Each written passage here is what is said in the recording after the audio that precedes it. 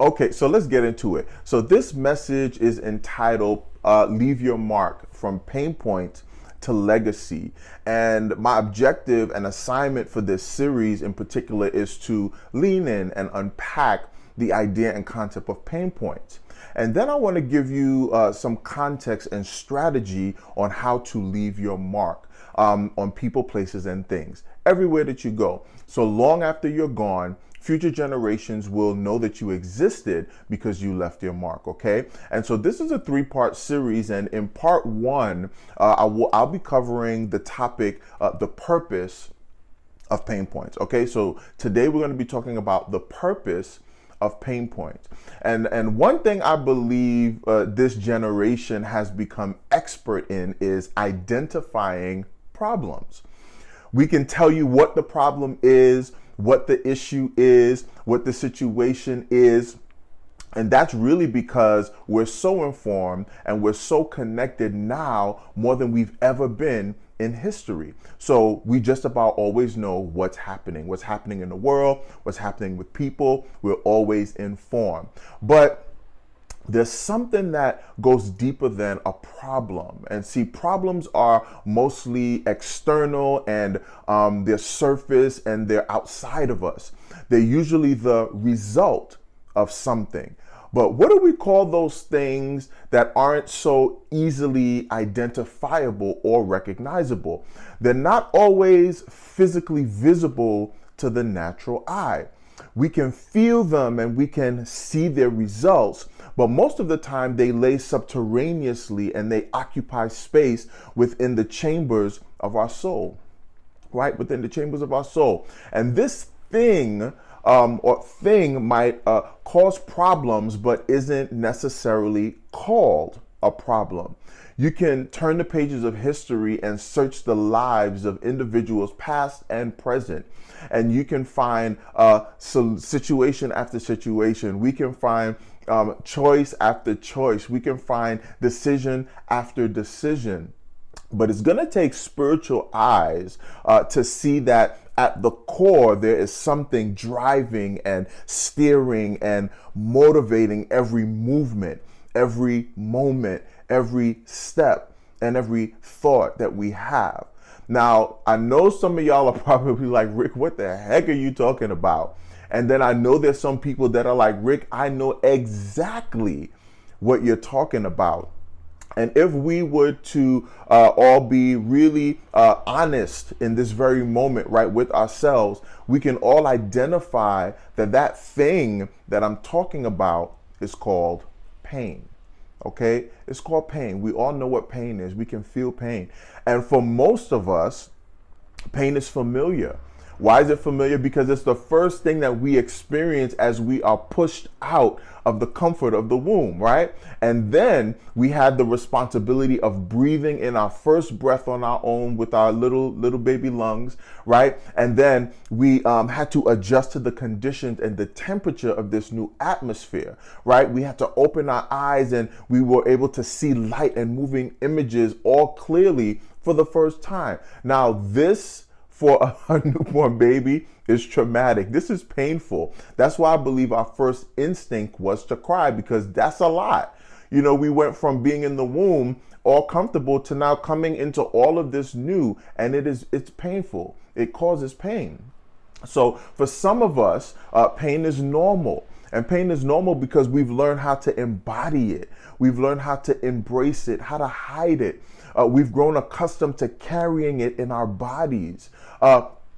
We've grown to know how to hold on to it, and to now what's happening is that it's growing inside of us, is growing attached to us, is growing a part of us. It's played a part in shaping who we are. It's playing a significant part in who we are each and every single day. And now, like a parasite, it's growing inside of us and it's draining our life force, okay? Until we become like the Walking Dead. You know, I know a lot of people that walk around like the Walking Dead because they're drained. Literally, pain has drained the life from them. It's drained the color from their skin. And so there's pain from the past. There's pain from the present. There's pain from family. There's pain from friends. There's pain from ourselves. I'm gonna let that sink in for a minute. There's pain from ourselves. We cause ourselves pain sometimes. And some pain has become some of your paradigm. For us, it's become our paradigm, right? And it's become the lens through which we view the whole entire world, every situation and circumstance. We view it through the lens of pain, right? It's become how we build and construct our life and our belief systems. Pain is literally, it's literally like a lens and like a filter, and we see everything through the filter of pain.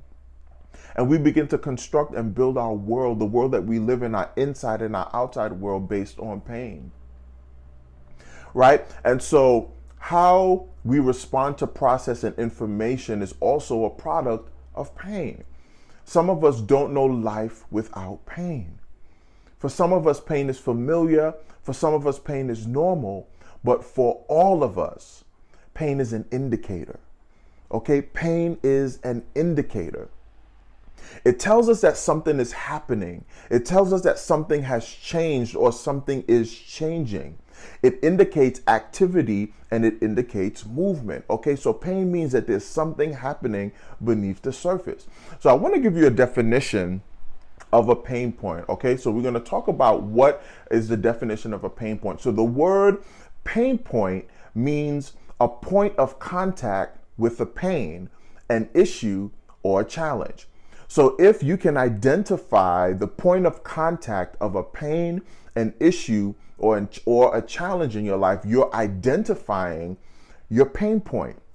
It also means where the pain is, the point or place of pain, or where the pain is happening. So if you can identify in your life where the pain is, or a point or a place of the pain, or where the pain is happening, you're identifying your pain points.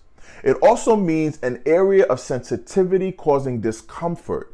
It means the place that hurts. So if you can identify in your life an area of sensitivity or areas of discomfort, if you can identify the place that hurts, you can identify your pain points. So whenever we feel pain, I believe that there are three important questions that we should ask ourselves, right? And these questions are: number one, what is my pain? Number two, where is my pain? And number three, what is my pain pointing to? And I want you all to take notes. If I didn't tell you in the beginning, I want you to take notes, right? Copious notes. Take notes, or you can listen and then you can take notes after. Either way. But those are the three questions. What is my pain? Where is my pain? And what is my pain pointing to? Not only can pain points indicate the point of your pain, but your pain also points. Pain can be a sign and an indicator that something is wrong or that something is right. Okay, I'm going to say that again. Pain can be a sign or an indicator that something is wrong or that something is right. And so the thing about pain is that pain will show up in different places in different ways. Pain shows up physically. It can show up emotionally. It can show up spiritually. It can show up psychologically. It can show up mentally, right? It can cause us to act out and be overbearing. It can cause us to act in and be recluse, or it can cause us to act up and be difficult, right?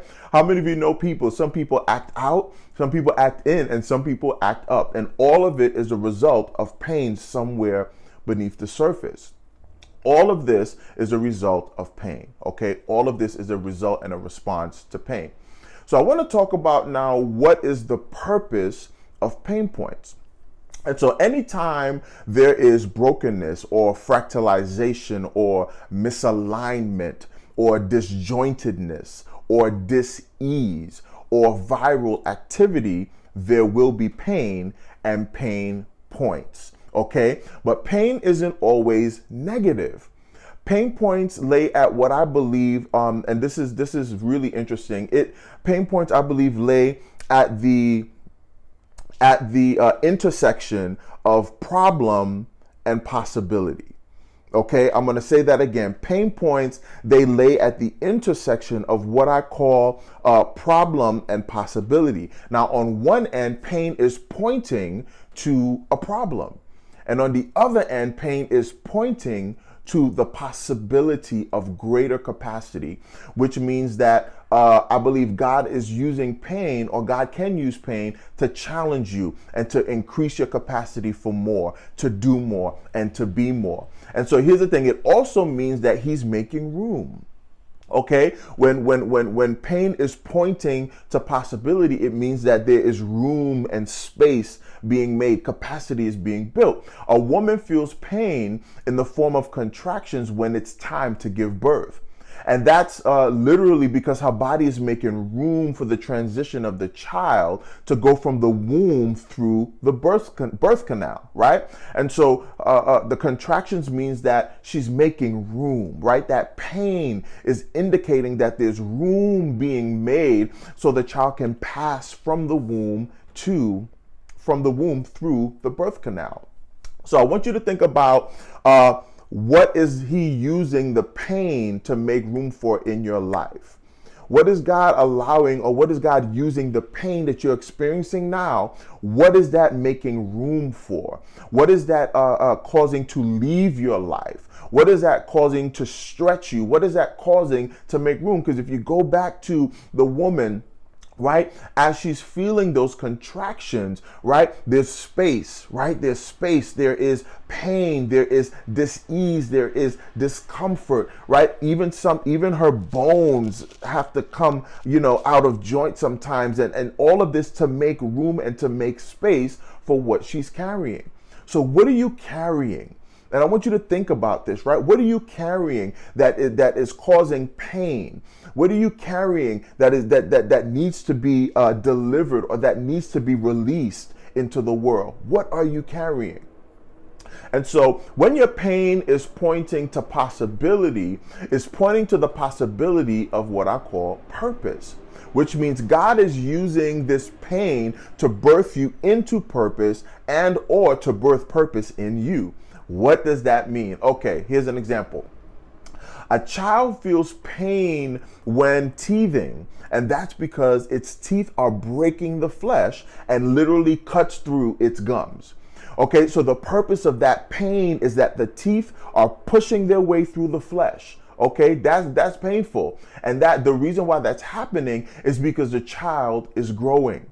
So that pain is a result of growth. That pain is a result of maturity, right? That child will need to chew food so it can digest and extract the nutrients so it can grow properly and it can survive. That child can't survive on milk anymore. It needs to chew and to break down tougher substances. And so some of us right now are facing pain as a result of growing pains. It's not diabolical. It's not diabolical in nature. It's not the devil, it's not your enemies, but it is God challenging you to grow up. I want to say that again, because a lot of times when we face negativity, when we face hard and challenging moments, we want to say that, oh, it's my haters, oh, it's my enemies, oh, it's the devil, it's, the malevolent forces. But have you ever changed? Can you change your perspective? I want to challenge you to change your perspective, and I want you to see it as God allowing this pain to happen to cause you to grow. That's a hard pill to swallow, but guess what? This is the reality of the matter, and this is what I choose to believe. So it's God expanding your capacity, the capacity of your mind, the capacity of your spirit, the capacity of your ability. Right? Your pain point is indicating that you've reached maximum capacity for where you are. I want to say that again. Your pain point is indicating that you have maxed your capacity for where you are. And when you think about the woman, when she's pregnant and when that due time has come, that child has maxed its capacity for being in that womb. And if it stays in there too long, it can potentially suffocate the child, or it can damage the woman. It can damage the carrier, okay? And so you've maxed the capacity for where you are. You don't fit in that place. You don't fit in that room. You don't fit with those people. You do not fit anymore, okay? You don't fit. You don't fit. I'm going to say it again. You don't fit. Stop trying to fit into a space that doesn't have the capacity for you. Stop trying to fit around people that don't have the capacity for you. Stop trying to fit, in rooms that don't have capacity for you. You have maxed out. I'm saying this to you today. Your pain is because you have maxed out capacity for where you are. And it's time to go forward, right? So what God is doing, he's excelling and he's advancing and he's expanding you for more. He's expanding your horizons. He is expanding the way that you think, the way that you see, the way that you operate, the way that you speak. He's expanding your influence. He's expanding your relationships. He's bringing you into new realms and new areas where you can do new things. So greater isn't only, now here's the thing about greater, because I believe that he's expanding us for greater. And greater isn't only measured by quantity, but greater is measured by capacity, right? And so I want to talk about this word capacity for a moment, because capacity is what I call dimensional, right? Capacity has dimension. And so there's a scripture in the book of Ephesians chapter 3, verse 17 through verse 19. And it says this, it says that Christ may dwell in your hearts by faith, that he might live, right? That he might dwell or live in your hearts by faith, right? And it says that ye being rooted and grounded in love may be able to comprehend or to understand, or what I call wrap your mind around, right? He said that you may be able to understand with all saints what is the breadth and the length and the depth and the height, and to know the love of Christ, which surpasses knowledge, that ye may be filled with all fullness of God. Now there's so much in that text. There's so much in that. And I can definitely break it down and go into so many different aspects of what that means.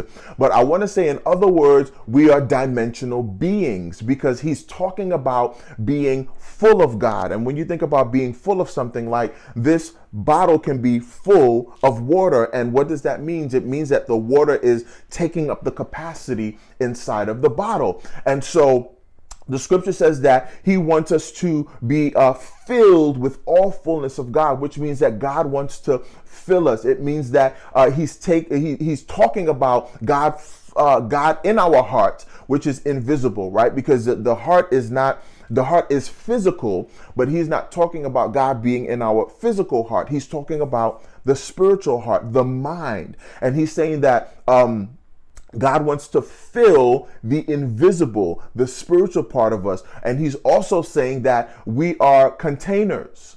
Okay, he wants to fill our hearts, but we're also containers. Okay, and what does that mean? It means that God wants to fill our capacity. He wants to fill to capacity.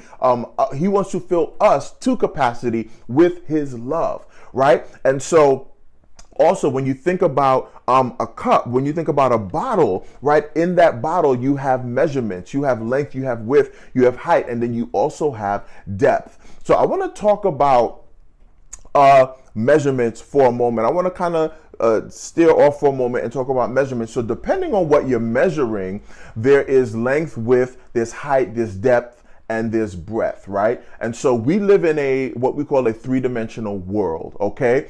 And so when you talk about dimensions, one-dimensional things, for example, one-dimensional things would be a line or a line segment, right? Those are one-dimensional. And they're one-dimensional because they're flat and they can only be measured in length. Excuse me. Okay, so that's one-dimensional, right? So we live in a three-dimensional world, and so one-dimensional objects are things that are flat and they can only be measured in one dimension, which is length. Okay, then we have two-dimensional objects, right? And those are things that are still flat. They don't have any thickness or depth, right? But they can be measured not only in length, but in width. So they can be measured in two facets. They can be measured by length or width. And so those are things like, let's think about like circles and squares and shapes, triangles and rectangles. Those are all two-dimensional objects, right? They can be measured with length and width, okay? Length and width.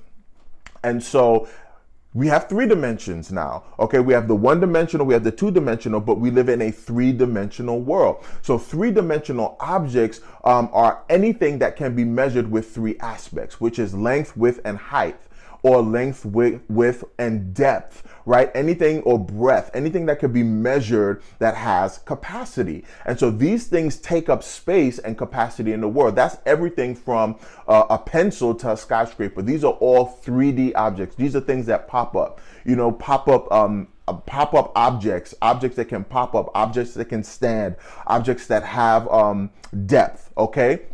But we as humans, we live in a three-dimensional world, but we as humans are not three-dimensional. We are four-dimensional. Not only can we be measured in length and width and height and breadth and depth, but there's a part of us that is unseen, that is immaterial, that is invisible, that can't be measured with natural means. And what is that part? It is the soul and the spirit of man. And so the soul of man is the seat of our mind and our will and our emotions. And our spirit is where our character lives. And this is where God is constantly and continually challenging us, expanding us, advancing us, excelling us. And this is where we feel that pain could potentially mean that he is challenging us to increase our capacity. Okay, and so when he's talking about the height and the length and the width and the breadth and filling us with all fullness of God, he's talking about in the spirit world. He's talking about in your spirit,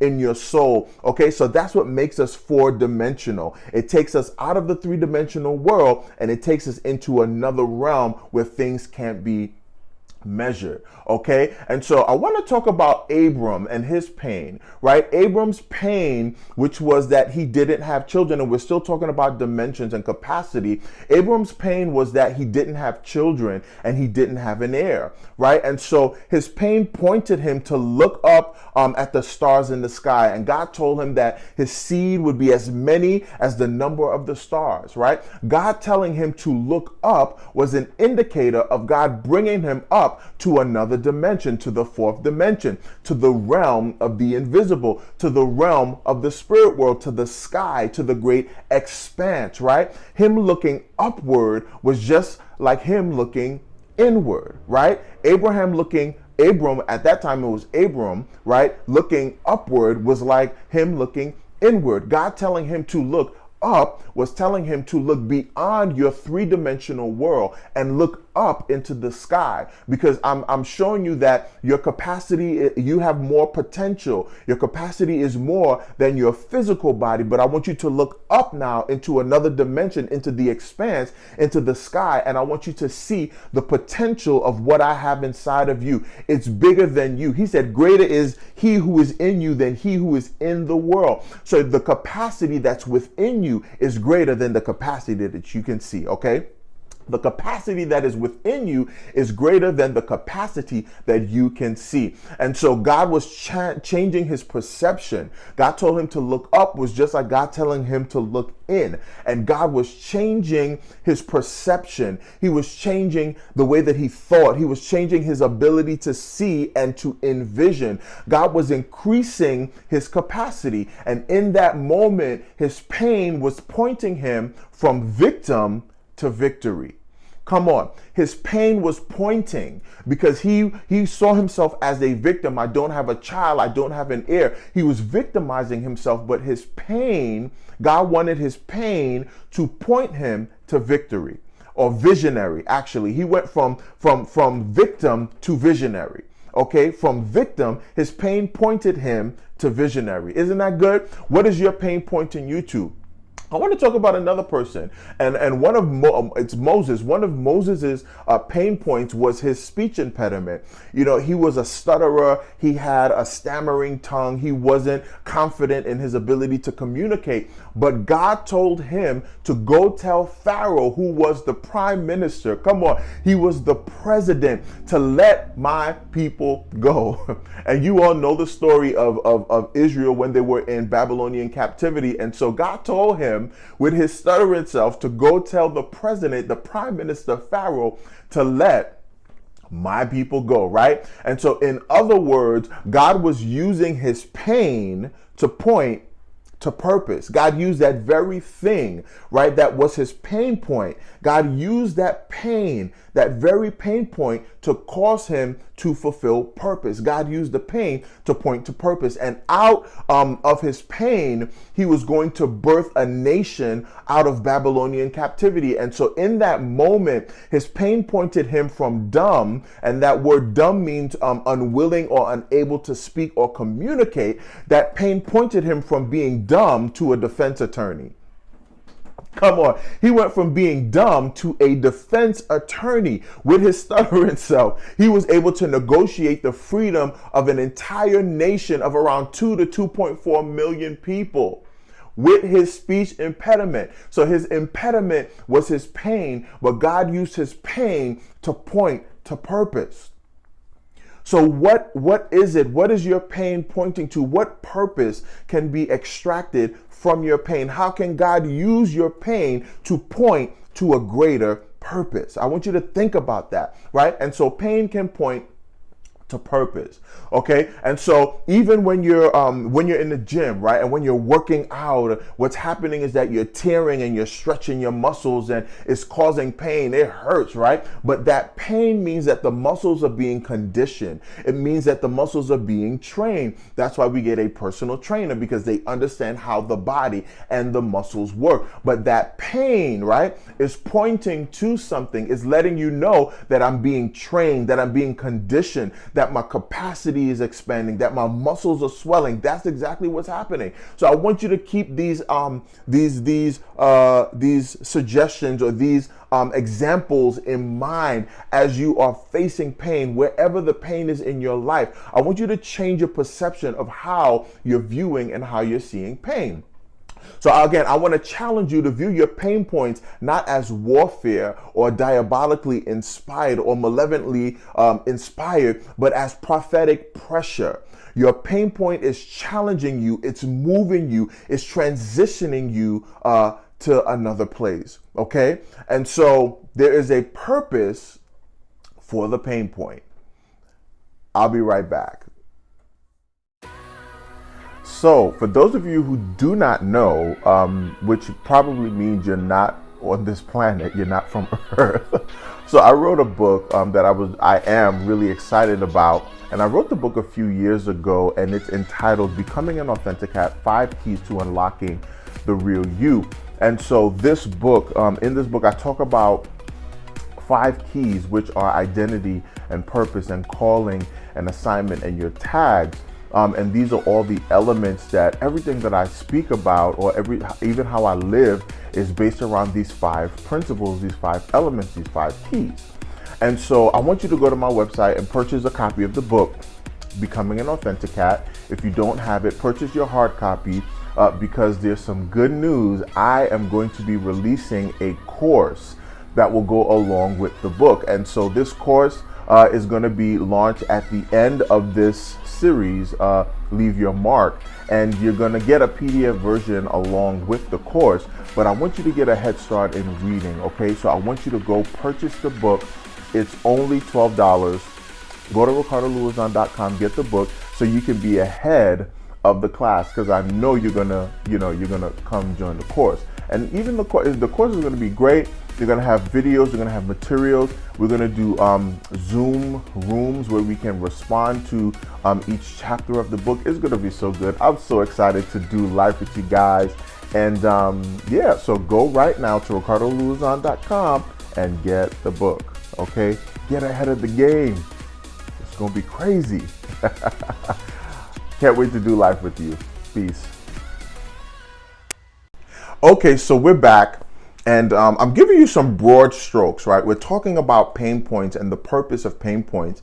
And so I'm giving you some broad strokes, and I'm painting a picture for you to give you context for the idea of pain points. And so I want to talk about types of pain points, okay? And so pain points aren't only, because we spoke about pain points from one aspect, but I want to flip it, and I want to talk to you about how pain points aren't only physical and spiritual, but they can show up and they exist. They can exist socially, they can exist culturally, they can exist governmentally, they can exist economically, and they can even exist financially. Yes.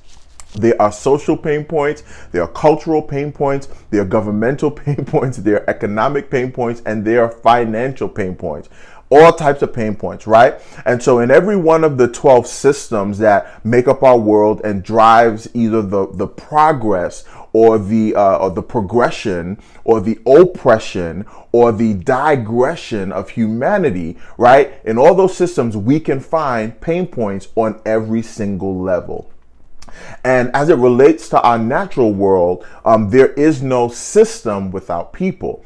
There's no culture without people. There's no society. There's no government. There is no economic system without people. We talk about, our government is corrupt, and the financial system is broken, the education system is broken. Well, these systems are broken because people are broken, right? So if we are experiencing pain or pain points in these systems, then the system will experience pain. If we're experiencing pain points, then the system is going to experience a pain point. Okay, so you get that? If we're experiencing pain points spiritually and physically, right, then whatever we're a part of is going to experience pain points as well. The system is going to experience pain points. And so if people are broken, and broken people create the system, and if broken people operate the system from a place of brokenness, then the system will be broken as well, right? It just makes sense. In other words, the systems are broken because people are broken, right? And so pain points can be systematic, right? Meaning that they can show up in systems. And so, for example, in the medical system, there are medical pain points. And so coronavirus, COVID-19, was a catalyst for medical pain points. Why? Because healthcare as we know it is now changing. It's changing. So for medical providers, everything is changing. The way information is documented, which means new technological developments, not only in the science of medicine, but in the healthcare system. Okay, it's affecting everything about it. This affects in the healthcare system, it affects staffing and hiring. It affects learning new systems and processes and technologies. It affects training and implementing and introducing new methods and practices to customers and to clients, right? These pain points are causing us to innovate. These pain points are causing the medical and healthcare system to innovate, right? How healthcare is delivered, how healthcare is handled. And so now we have pivoted to new technologies like things like telehealth, right? It's causing us to pivot. It's causing us to move forward and change the way that we operate. And so in the scripture, there's a woman. The Bible talks about a woman who had an issue of blood, and she had a type of hemophilia, right, which is a disorder that keeps the blood from thickening or clotting. And she was bleeding for years. So now her medical pain point, because we're still talking about how pain points can be medical, right, and how they can be in the medical system. Her medical pain point was the bleeding, and then at that time, the medical system didn't have the capacity, they didn't have the cure, they didn't have the solution for her specific condition. But her pain pointed her to innovate, right? Because we're talking about how pain points you to innovation. Pain will cause you to figure out new ways to find new solutions, right? And so her pain, it pointed her to innovate. It pointed her to move forward. It pointed her to do something different and literally reach for and lean into new medical breakthroughs. The scripture talked about how she reached through the crowd to touch the hem of his garment. And so that was significant, and it signified her literally breaking through, having a medical breakthrough. It signified her innovating and moving forward and doing something different because the current system didn't have the capacity for her condition. Come on, that's something, right? And so she leaned into new medical breakthroughs. She found a scientist. she found a microbiologist, a specialist, and his name was Jesus Christ, right? And he had a proven track record for healing and for understanding and medical mysteries and for performing miracles and understanding how the body works. And all she had to do was push through for that breakthrough, push through the comfort of her discomfort and come into proximity with the solution. I'm getting a little bit excited, okay? All she had to do was come into proximity with the solution. And so she was able to recognize that wherever Jesus came from, wherever he just left, wherever he came from, that there was still a residue still present in his garment. There was a residue still present in what he wore, in his clothes, right? And all she needed to do was to touch his garment and have skin contact with that residue, with that balm, with that healing solution that was still present in his clothes. She knew that she needed a topical agent, and he was the handler. Come on, he was her handler, right? And so pain points can show up medically. So she was able to get her healing because when she came in contact with his clothes, that agent that was materialized, that balm that was still a residue on his clothes, it touched her skin. Come on, and this is science, and it's going into microbiology. It's almost like a topical agent, and immediately the blood dried up. Oh, woo! Okay, but we're not gonna parlay on this one because I'm getting a little excited. But so pain points also, there are also pain points in the governmental system. There are governmental pain points in our government. We have the in the United States, we have the checks and balances of the three branches of government. We have the executive, which is the president and his administration. We have the legislative, which is the Senate and the House, and then we have the judicial, which is the Supreme Court, and then all of the other circuit courts. And so governmental pain points affect us because the decisions made in our government affect how we live in our country.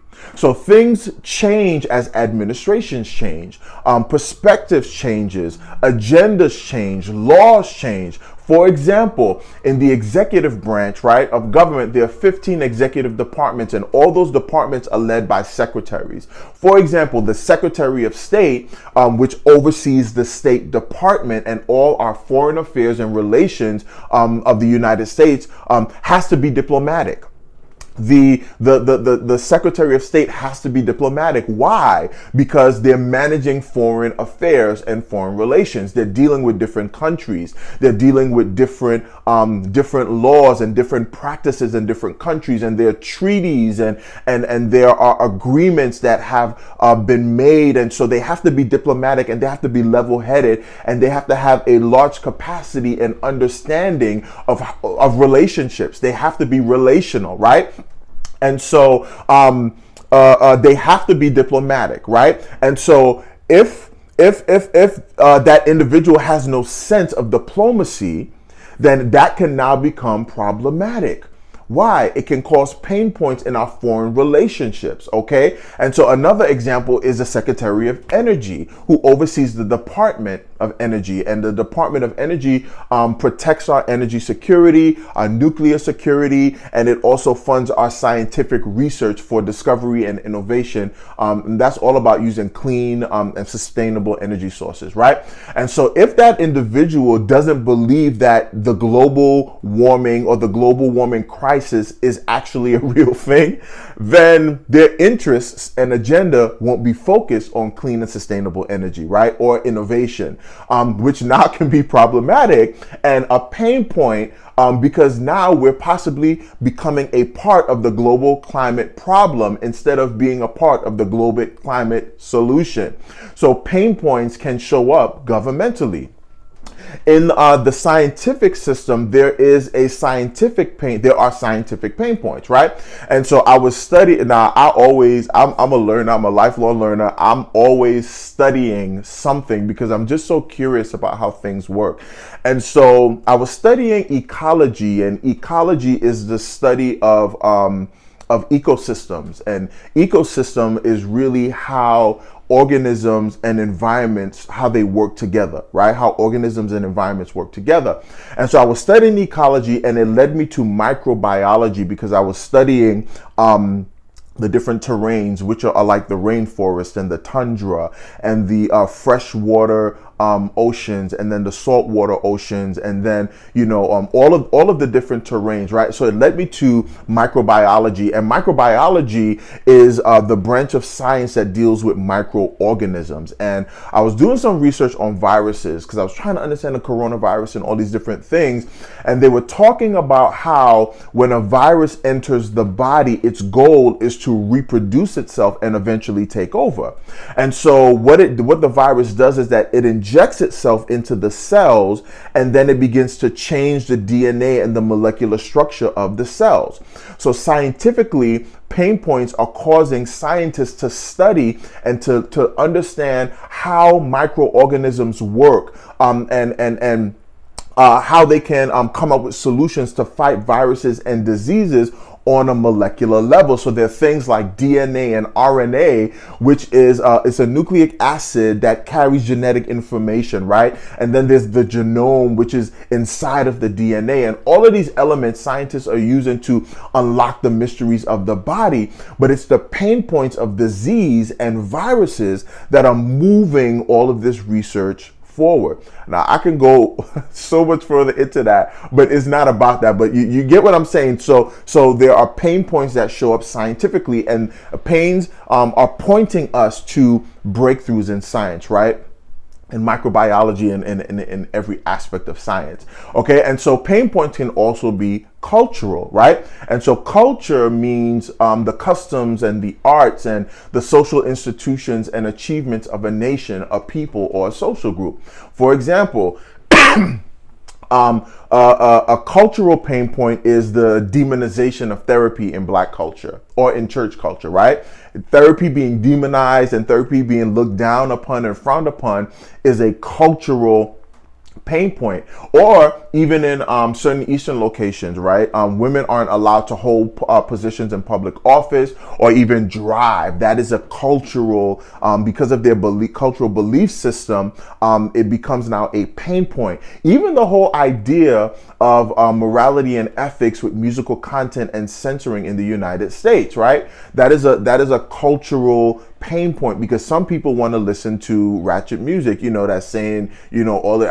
I don't want to mention any of it because I don't want to give any, I don't want to, I don't want to go that far. But, the censorship is a cultural, it's a cultural pain point, right? And it's interesting because what our beliefs culturally as a nation is challenged because we have so many subcultures with opposing beliefs, right? So these are all cultural pain points.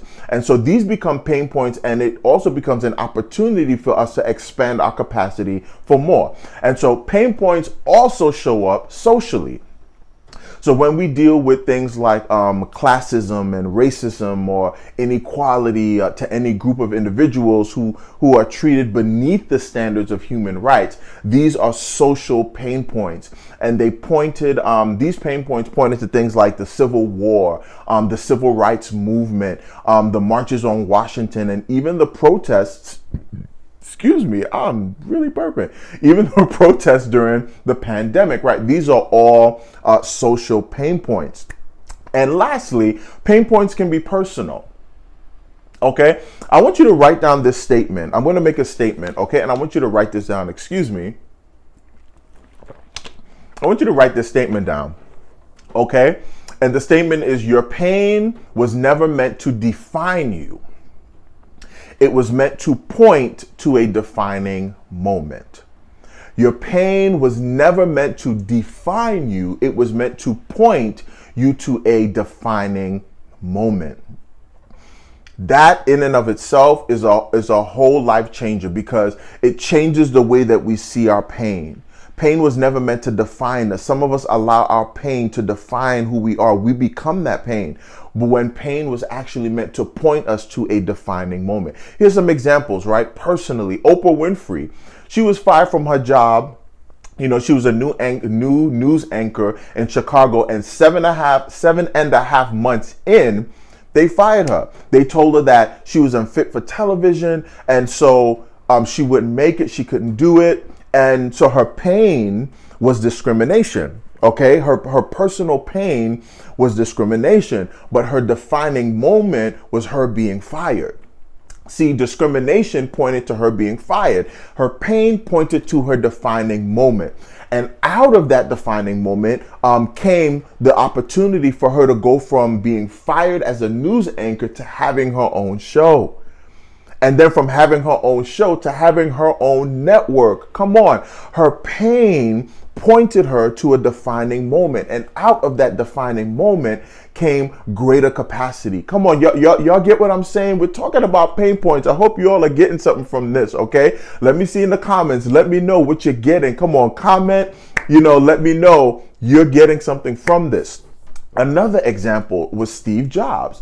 He started Apple, in the 80s with his business partner, and his business partner was the guy that did the building, and Steve Jobs was the ideas and the business guy. And so once the company began to grow, they instituted the board of directors, they went public, and then what started to happen was there was a lot of challenges that they started to face, right?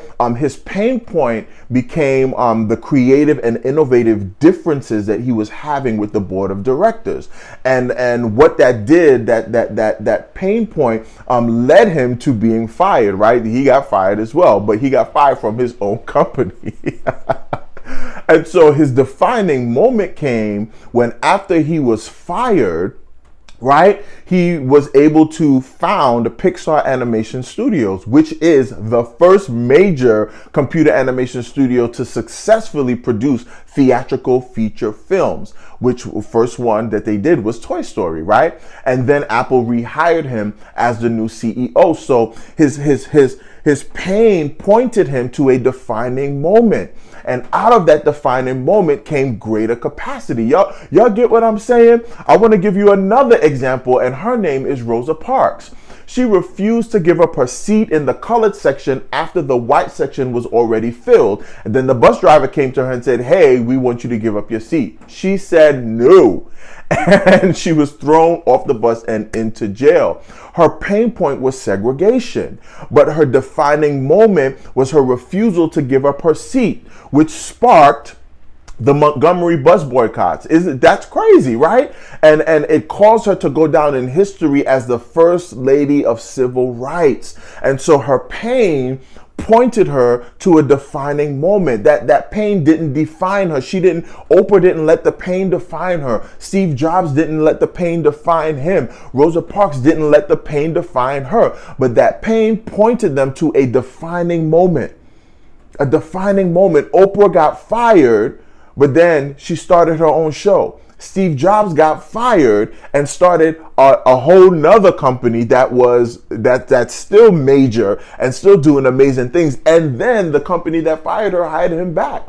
Rosa Parks got kicked off the bus and put in jail because of segregation laws. But then she became known as the mother, the first lady of civil rights. So what she did, caused her name to be echoed down the halls of history. And so how many of us have allowed our pain to define who we are? That's a Salah moment. How many of us have allowed our pain to define us? We wear our pain like a garment. We wear it like a garment. And now we're known as the man with that thing or that pain or that issue. We're known as the woman with that pain or that issue or that has that thing. And we take on the identity of our pain until we don't even know who we really are. Isn't that something? We take it on. Remember, we embrace it. We embody it. And see, you were never meant to be held captive by your pain. But instead, your pain was meant to point you in the right direction, to point you to your next level, to point you to your defining moment, to challenge you and to increase your capacity for more. Why? Because you are such an important part of the unfolding of the plan of God for humanity. Each and every one of you, each and every person, I don't care where you are, who you are, what you believe, where you've been, where you are, where you're going. You are important to God. You are an important part of his plan. And my hope is that you are able to see how God is working in every situation and every circumstance in your life for the good and for your benefit and for your advancement. God is an economist and he doesn't waste anything. He doesn't waste any situation, any circumstance, any event, any trial, any tribulation, any mistake, any victory, any failure. He doesn't waste anything, but he uses everything. And he will do whatever is necessary or whatever it takes to make sure you, each and every one of you, get to where you were destined to be. He will do whatever it takes. He's not like man. He's not going to leave us. He's not going to forsake us. He's not going to toss us to the side. He's not going to be shady. The scripture says that there's no shadow of turning with him. So he's not going to be shady. He's not going to show you his bad side. He's not going to show you shade or show you darkness. He's consistent. He's ever present. He's in it right with you. His name is Emmanuel, God with us. He's right with us wherever we are right now.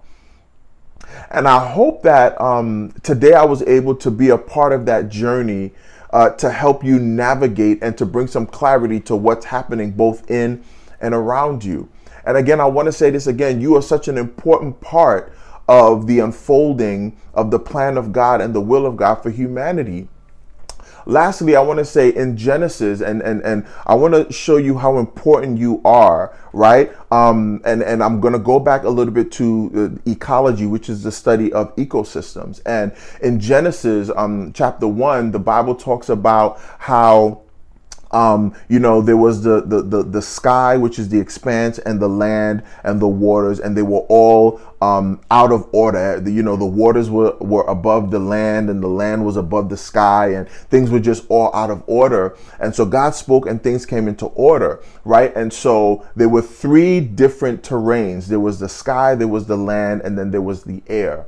And so what God did, skyland and the waters, excuse me. And so what God did is that he spoke to the waters, because the water is, first of all, the biggest part of our earth. It makes up about 71% of our planet. And so first he spoke to the big thing, right? And he spoke to the waters, and he said to the waters, bring forth great whales and moving creatures that are in the sea. And so he spoke to the waters, and out of the waters, he pulled out the whales and the moving creatures. And so the ecology of the waters is so interesting, because not only does the sun, the moon, dictate the tides, but also the fishes that are in the sea. He said an abundance of creatures that are moving. And so the movement of the creatures in the sea contribute to the movement of the sea. They contribute to the ecology of the sea. So literally, fishes swimming are important to the ecology of the waters. Okay, in the sky, the birds and the bees and the butterflies, the flapping of their wings are important to the ecology of the sky. They're important because they help dictate the wind flow. He looked to the land, and he spoke to the land and said, bring forth great beasts and creeping things that will roam and move upon the land. Animals that are on the land are important to the ecology of the land, because what do? In their movement, they're helping to fertilize the ground. They're helping to press the seed into the ground. They are an important part of the place where God had called them to be.